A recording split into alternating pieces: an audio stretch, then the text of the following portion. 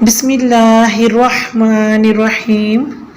شروع اللہ کے نام سے جو بڑا مہربان اور نہایت رحم والا ہے۔ بے شک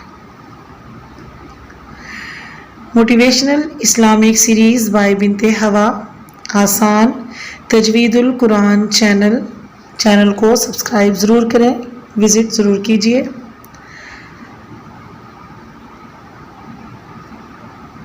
السلام علیکم ورحمۃ اللہ وبرکاتہ۔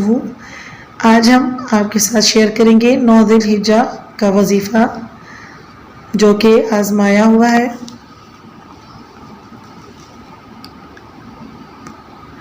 9 ذی الحجہ کے دن مغرب سے عشاء تک کی نماز کے بعد اول و آخر درود ابراہیمی ایک بار پڑھیں اور 41 بار سورہ کوثر پڑھیں اور بارگاہ الہی میں رو کے گڑ گڑا کے اپنی حاجت بیان کریں۔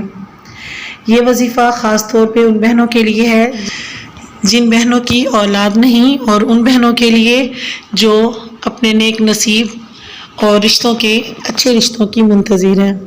اللہ ان بہنوں کے نصیب کھولے، اللہ ان کے نصیب بہت اچھے کرے، آمین ثم آمین۔ جو بے اولاد ہیں اللہ تعالیٰ ان کو نعمتوں سے اور رحمتوں سے نواز دے، ثم آمین۔ یہ وظیفہ آپ 9 ذی الحجہ کی رات کو مغرب اور عشاء کی نماز کے بعد کر سکتی ہیں۔ اس کے علاوہ آپ یہ وظیفہ روزانہ نماز مغرب کے بعد اسی ہی عمل کے ساتھ اول آخر درود ابراہیمی ایک مرتبہ اور 41 مرتبہ سورہ کوثر پڑھیں۔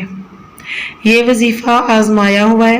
ایک بہن جو کہ بہت مایوس ہو چکی تھی، جب انہیں یہ وظیفہ بتایا گیا تو الحمدللہ انہوں نے صحیح طریقے سے اس وظیفے پہ عمل کیا۔ الحمدللہ اللہ تعالیٰ نے انہیں جڑواں بیٹوں سے نوازا ہے۔ آپ بھی یہ وظیفہ کریں اور اس پہ صحیح طریقے سے عمل کریں، انشاءاللہ اللہ تعالیٰ آپ کی تمام مرادیں، تمام خواہشات، جائز خواہشات پوری کریں گے انشاءاللہ۔ اگر آپ لوگ چاہتے ہیں کہ آپ کو ہماری روزانہ نئی اپلوڈ کی جانے والی ویڈیوز ملتی رہیں تو ہماری ویڈیوز کے نیچے نظر آنے والے سبسکرائبر کے بٹن پہ کلک کریں اور ساتھ ہی نظر آنے والے بیل آئیکن پہ بھی کلک کرنا مت بھولیں۔